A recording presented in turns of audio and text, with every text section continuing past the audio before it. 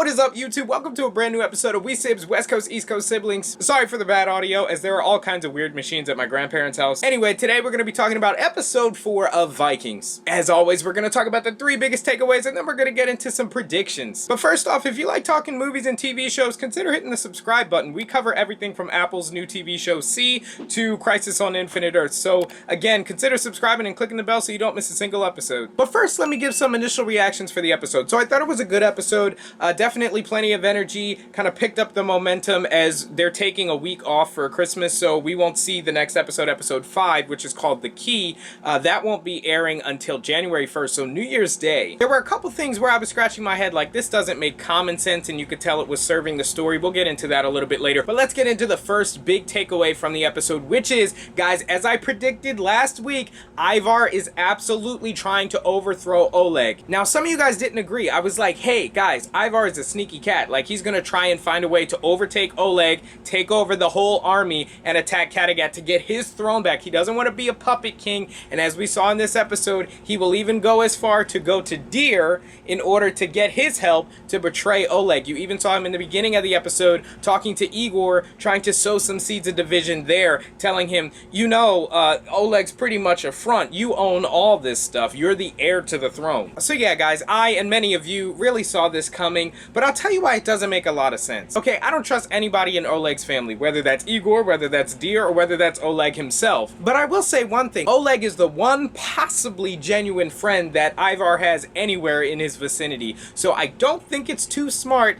to go against him and betray him, especially when, like, he's literally the king. Doesn't seem like a good move going to Deer to get his help in overthrowing his brother Oleg. Now, yes, Deer could want revenge on his brother, but I'll tell you what he probably wants to do, get back into the good graces of his brother. So how do you think he might do that? Oh, that's right. Betray Ivar, tell Oleg of Ivar's plans to overthrow him, get Ivar in all kinds of heaps of trouble, and possibly restore Deer to his former place. I think his lust for vengeance is kind of blinding him. I mean, Oleg kind of gave him the hookup. He didn't kill him right off the bat like he could have, and like many had assumed he would. He actually pitied this guy and not only spared his life, but set him up to be basically the ruler in his stead, his voice, his mouthpiece, which Ivar says, oh, that's being a puppet king. Well, no, Oleg's not going to make you the real king. Oleg wants that power for himself. And again, I think Ivar's lust for vengeance is kind of blinding him to kind of how good he has it. He's basically going to get the throne. So as I predicted, I think he's going to try to kill Oleg at some point, but I think his plans are going to be foiled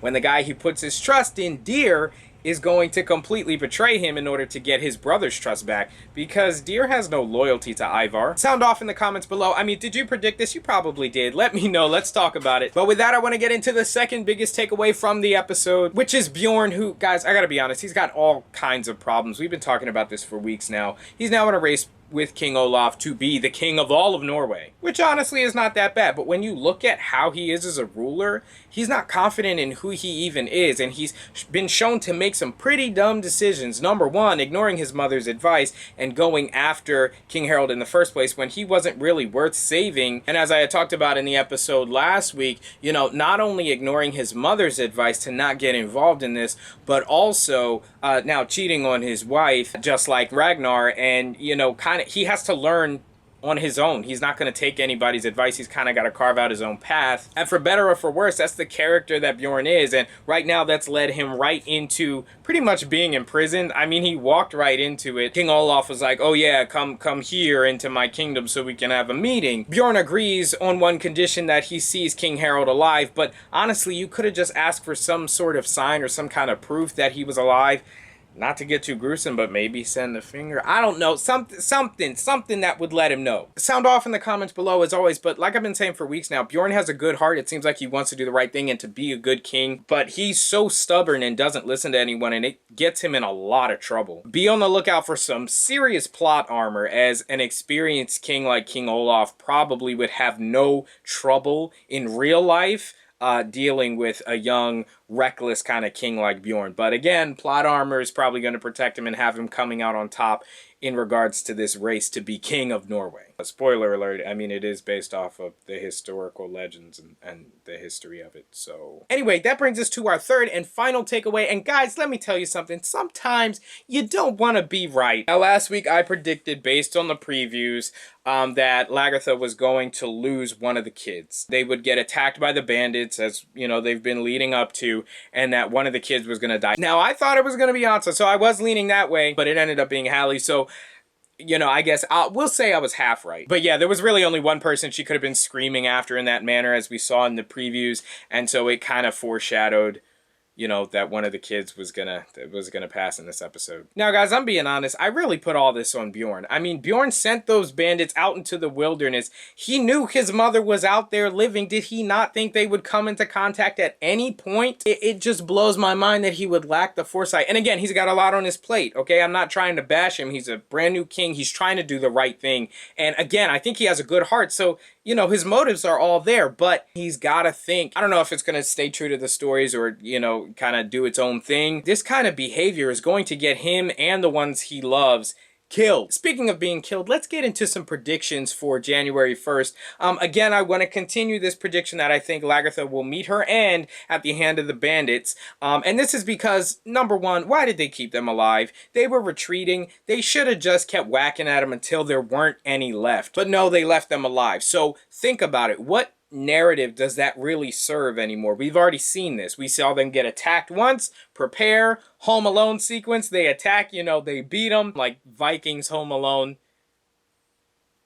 Yeah, not really anything like that. So yeah, they win, they drive them into retreat, but they let them go. They don't keep charging, they don't kill them all, and one of them kills Hallie. So then we get a hot steaming pile of foreshadowing via a scene where they're at the funeral for Hallie and everyone else who died during the sequence, during the battle. She says, you know, they died for us, and we will stay here and fight even if we have to die for them. Obviously, they were zooming in on Lagertha's face because she's going to die the next time they meet these bandits. I think that main guy, I'll get his name, don't roast me, guys, come on. The main bandit man, Crash Bandicoot. I think their story is on an arc where they're going to meet for one final battle. She's going to avenge Hallie, and in doing so, she's going to die. Even though she's a great character, I really think that this would be the best way to end her story. You know, she broke her oath, first of all, so she put the sword down, but then she took it up again, so that's kind of a no-no. But this would allow her to get vengeance and justice, really, for Hallie and for Bjorn. Also, it would allow her to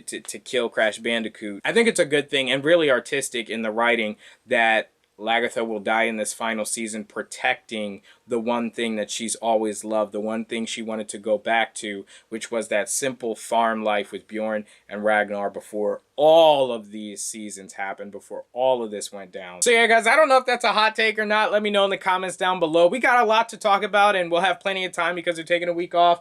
Do you think Lagertha's gonna die? With this being the last season, I don't see her surviving it, but again, let me know down in the comments. Anyway, that's gonna wrap up this video. Let me know, as always, what you thought of everything we talked about today down in the comments. Make sure you like the video if you like the video. Also, subscribe and click the bell so you can talk about movies and TV shows with us all week long. We upload new videos every week. I'm also teaming up with The Ledger, our sister channel, to give you guys full coverage and analysis of The Witcher, which comes out December 20th on Netflix. So keep an eye out for that. Again, click that bell so you don't miss when these episodes come out, because it's gonna be rapid fire. Anyway, guys, thank you so much, as always, for watching, subscribing. The support has been awesome. The community has been awesome that we're building here.